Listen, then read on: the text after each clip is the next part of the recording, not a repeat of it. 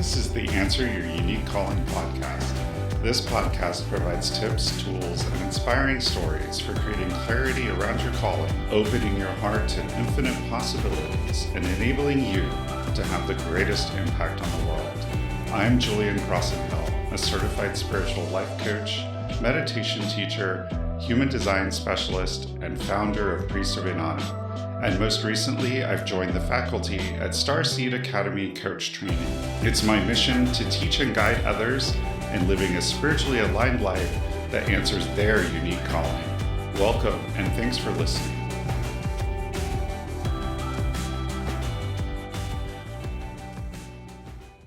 So today I want to talk about the most common block to answering your unique calling. And I believe that the most common block to answering your unique calling is fear.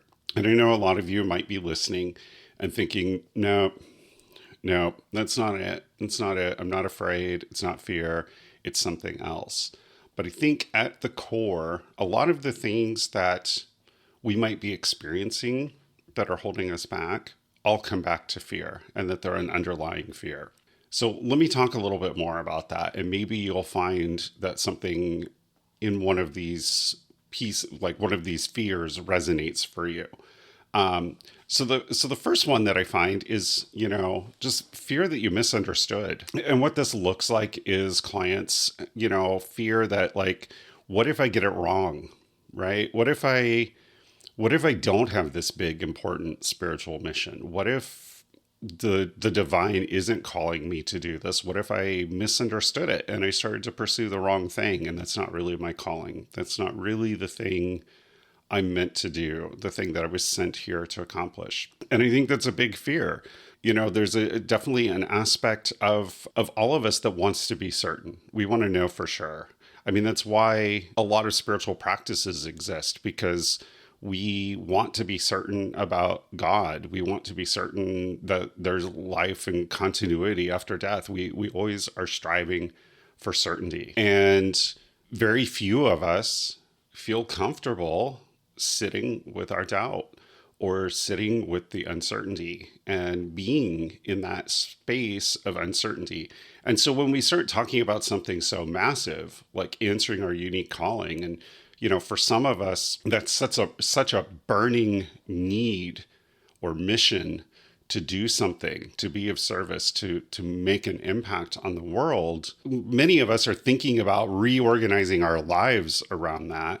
Obviously, then there's that nagging back of the head fear. What if I'm wrong? What if I got it wrong? And what I say to that is, what if you got it right? What if you did get it right and you didn't do it? What are you withholding from the world?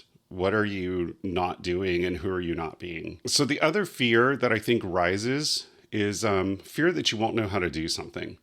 And I think a lot of us have this fear. So I remember when my mother was alive, she had a huge fear of technology. I always would get calls from her and have to go over and help her with the computer because she was so afraid to just try something. When I learned to use a computer, I just clicked on stuff till I figured it out. But there's definitely people who have a fear of technology. And, my husband kind of jokes about it, because when we would get those calls sometimes on the weekend and we'd be in the middle of something, he'd be like, what's she afraid of? That it's going to explode if she clicks the wrong thing? And, it's not that she was afraid of that, but it was just that fear of not knowing how to do something. And I think part of it is maybe related to that is a fear of looking foolish. You're going to mess it up and someone's going to have to come fix it, and it's going to be embarrassing. And maybe they're going to treat you like you're dumb or look down on you because you didn't know how to do something. And I think the thing that we all have to realize is, especially when it comes to answering our unique calling, this is new territory for every one of us. Everyone who answers their unique calling, everyone who steps up and embraces their divine mission, who's really out to change the world and make an impact, they're in brand new territory. None of us know what the hell we're doing. We're out here doing it, and we're listening to our inner wisdom. We're using our human design. We're using our intuition. We're doing all of these things, but we're all feeling our way through it, and we're all learning. And that's what this whole process is supposed to be about. I mean, that's why we even come to this world, why we even incarnate, is to learn. And so we should just embrace the journey and the learning rather than being afraid of not knowing how to do something, because guaranteed there's going to be something you don't know how to do. It's going to happen. I think another fear that comes up when people are trying to answer their unique calling is fear of not being enough. And this is a big one for a lot of people. This has definitely been one that has triggered me in my own journey. As a manifesting generator, I have that sort of tendency towards imposter syndrome, towards feeling like, I've cheated somewhere, or I don't have enough experience, or I haven't done it enough. And so I think a lot of people experience this fear of not being enough. Just, what if you have this dream of making a big impact on the world and you're just not enough to really do it? And what if you're not enough to rise to the challenge of your mission? What if you're not enough? And I can tell you right now, today, you're probably not enough, and that's okay. And what I mean by that, because I know probably some of you are recoiling a little from that, but what I mean is that's part of the whole journey, is that you will grow. You will grow through this process. When you embrace your unique calling, you start on a new journey into becoming the highest version of yourself, and you will be enough. And you will be enough at every stage in the journey. You will be enough where you are. But right now, when you're saying that you're afraid of not being enough, when that fear of not being enough is arising, it's because you're looking way down the road at where you're going to be towards the end of the journey and having a fear that you're not enough now. And the thing is, you're not enough for the version of you that you need to be way down the road. And that's okay, because you're not there yet. But when you get there, you will be enough. I think there's also a fear of failure. And there's also a fear of success, strangely enough. People have that. Definitely fear of failure is huge. A lot of us have it. And some of us, we got it from our parents. We felt like we had to be perfect. We felt like we always had to have straight A's. We always had to be the people that, the one that got it all right. And there's a huge fear of, okay, so I go out and I do this thing and I fail at it. How am I going to look?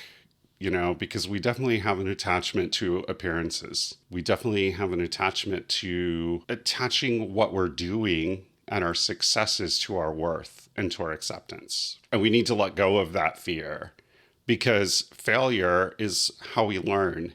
And sometimes we have to fail. We fail, and then through the process of failing, we transmute that, and we go on. And in our second attempt, our third attempt, or our fourth attempt, or our 25th attempt, we succeed at it. And that's part of the process. And it's all about embracing the process, about embracing the journey. But I think the other side of this is that there's also a fear of success. What if I actually succeed at this? What if I really was meant to do this? What if I do have a big impact on the world? What if, I put myself out there and people see me and I change the world? What then? And then the other fear is the fear of judgment around what you're doing and why. And I think this is huge for people in spirituality in particular, and especially people who come into spirituality from, who maybe weren't overly spiritual and then get into spirituality, start to practice spirituality, and eventually embrace their unique calling. And if they move on and start a business rooted in spirituality, then definitely as we start talking about this stuff, we start finding ourselves being super selective about who we're talking to. We start being afraid to put things out there because people who aren't in our circle of spiritual friends might judge it. People might think that we're nuts, or we don't know what we're talking about, or that we've gotten suckered. There's definitely that one, like this idea that somehow we were sold something and we've gotten suckered. And I think that this comes up a lot, particularly around people who are in the science fields and the technology fields. So, I was a software engineer and a former chief technology officer. And definitely when I first started my coaching business, for a long time, I didn't put it on my LinkedIn because I was afraid of that judgment. I had this huge network of professional connections, all in like the engineering realm, and the, QA and product management, and all these sort of related things. And there was a lot of fear around like, what are people going to think if I start posting like posts about meditation? What are people going to think if I start talking about using your intuition? There was a lot of this like fear of judgment, that people were going to judge what I was doing and judging like why I was doing it. And once I released that fear, once I put it out there, people responded very positively to it. And it turned out that it was a big nothing burger. I was afraid of nothing. People weren't standing by to judge me. They weren't thinking that I had lost my mind, or that I wasn't sharp anymore, or that I had been sold a bill of goods. They responded and were very supportive of what I was doing. But it's taking that first step and overcoming that fear that can be very difficult and that can hold us back. And then I also think that there's a fear of not being able to make a living. So people think about answer their unique calling and they immediately like, how am I going to pay my bills? How am I going to make a living? And that's an interesting one, because there's really sort of a couple of sides to this, really. So one is, first of all, nobody said that answering your unique calling was required to be your full-time gig. It can be if you want it to be. And if you're very passionate about changing the world and about being on a mission to make a big impact, then probably you're going to want it to be. But it doesn't have to be. Nobody ever said that it needed to be. You can definitely answer your unique calling and have a huge impact and have it be something completely on the side. For those that do find, though, that it moves into being that primary thing that they do, there's often that fear of, how am I going to make a living? And that's pretty scary. I mean, that's very real. Obviously, in the software industry, I made a very good living. And there was definitely a great deal of fear about how was I going to make a similar living as a coach? How was I going to make a similar living as a spiritual teacher? How was I going to pay my bills? How was I going to pay my mortgage, right? That fear is very real. And it's a fear that many of us experience at different times in our lives, right? We go through career changes. Maybe we work some low-paid service jobs when we're in college or high school, and then we get out and we start our career and we make a transition into a new industry. And we move up through that and we get to a certain place of comfort. And I think that when we are comfortable, that's the sign that we're not growing. And I think that spiritually, at a soul level, our impulse is always to draw us toward growth. And so we get comfortable and then we want to insulate that comfort and we want to keep that comfort because it feels good, but we're not growing when we do that. And so this fear of not being able to make a living, it's about, how do I do my unique calling and support myself? And it's also about maintaining that comfort, about keeping that comfortable zone. I also think that when we really show up and we really say, okay, we say okay to God, we say okay to spirit, I'm going to go out and I'm going to do this mission. I have this calling, I'm going to do it. Then we create a vibration. We create an energetic vibration that brings what we need to us when we need it. And that's really important to understand because at its essence, money is energy. And when we put the right energy out into the quantum field, then that energy comes back to us in the form of money. And I know that sounds very simplistic maybe to some people, but you don't have to figure it all out right away. It can come in stages. And if you need to keep some comfort, I did, I made a slow transition. I started out on the side, and that's okay. That is absolutely fine. Do what you need to do. This fear, though, of not being able to make a living is often because we can't see the possibilities. We think that to answer our unique calling, it has to be a certain way. We have to do a certain thing, and we have to do it in a certain way. And when we start to really peel back those layers and we drop that filter of the story that we're telling ourselves about how it has to be, we open up to the infinite possibilities that are out in the quantum field. And when we open up to that infinite possibilities, to that field of infinite possibilities, suddenly we find that, oh, maybe if I did it this way, it could make a living doing it. So, part of it is letting go of that fear, but there's also a very strong part of, dropping that filter and opening to that realm of possibility of the infinite possibilities that are out there, of allowing yourself to see alternate ways that it could happen for you. And I think a related fear to this fear of not being able to make a living is a fear of what you might have to give up. A lot of us, we've gotten very comfortable with material things, and a lot of us probably even have too many of them. And so we start thinking about, well, I might have to tighten my belt. I might have to set a budget. Maybe I'll need to give something up. And I think also when we talk about a fear of what you might have to give up, it's also, what do you have to give up doing?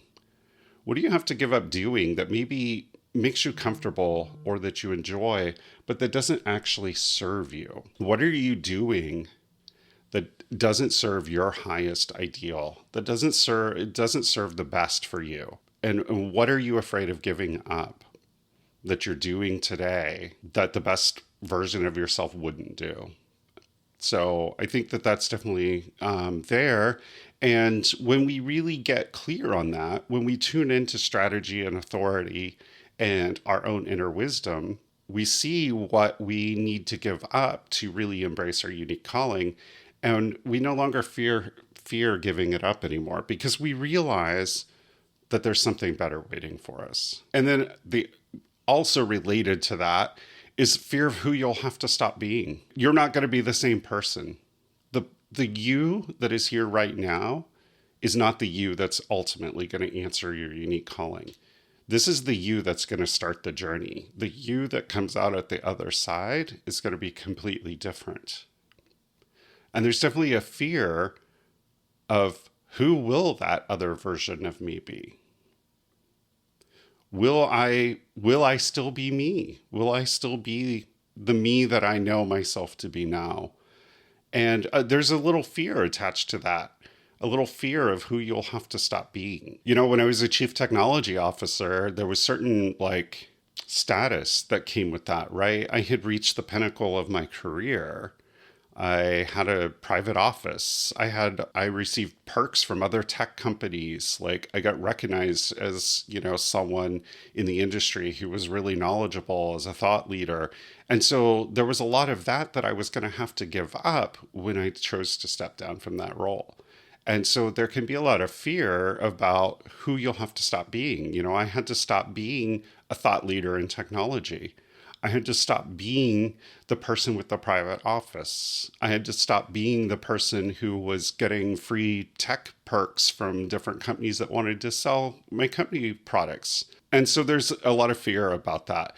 There's also, like I said, this fear of this journey. I mentioned that the you that comes out at the other end is very different, and it almost feels like death to some of us. And it is, in a way, it's like a death and a rebirth process. And I think that for this metaphor of death and resurrection applies very much to the kind of spiritual journey that answering your unique calling can be, where we go in one form, and during the journey we kind of die to our old self, because we become remade as someone very different, because we become someone who is in tune with our inner wisdom.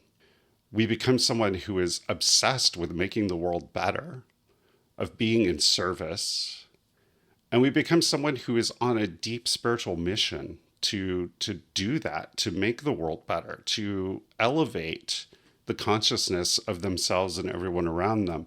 And that process of becoming that person can feel like a death. So there's definitely a lot of fear around this process and of who you'll have to stop being. And so all of these fears are powerful blocks to actually answering your unique calling, because they help hold us back. We attach all of this energy to this fear, and we don't even take that first step onto the road.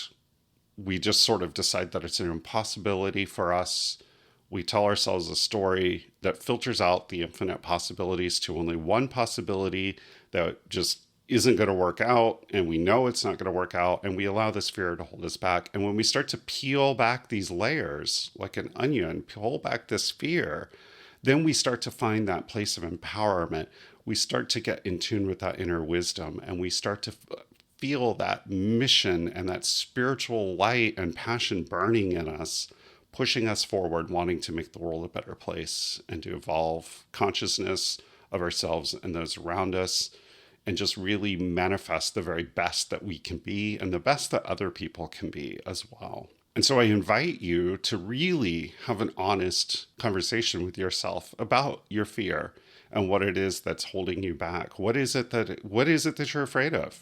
What is the fear that's holding you back? And how can you address it? How can you release it?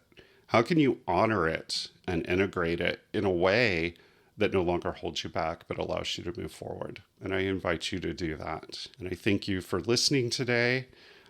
If you want to keep in touch, please follow me on the web. My website is www.priestofinanna.com. www.priestofinanna. Inanna is INANNA.com. Also, you can find me on Instagram. My Instagram handle is also Priest of Inanna, and I maintain a Facebook page as well. Bright blessings. Are you a spirituality-focused small business owner? Are you struggling with working hard in your business and not making the gains you want? Do you treat your business like the corporate 9-to-5, working long hours and burning yourself out? Do you struggle with being seen or finding your authentic voice? Do you put off making business decisions for fear of making the wrong choice? Well, this is the class for you. Business alignment with human design will teach you to build a business of ease and flow. Over 5 weeks, you'll learn what human design is and how it influences our lives, the unique purpose of your energetic type and how it impacts your business, your strategy, and how it can be a powerful tool to make sure your business actions are aligned with divine timing, your inner authority and how to use it to make the right decisions for your business at the right time, your defined and undefined centers and how they show up in your business and marketing, your profile and the effect it has on how you're seen in the world versus how you perceive yourself, your defined channels and how they influence the qualities of your energy, and how human design breaks barriers of social conditioning around marketing and sales. I'm offering this class through Starseed Academy Coach Training starting September 21st. To learn more and register, visit www.starseedacademycoachtraining.com/human design workshop. That's www.starseedacademycoachtraining.com/human design workshop.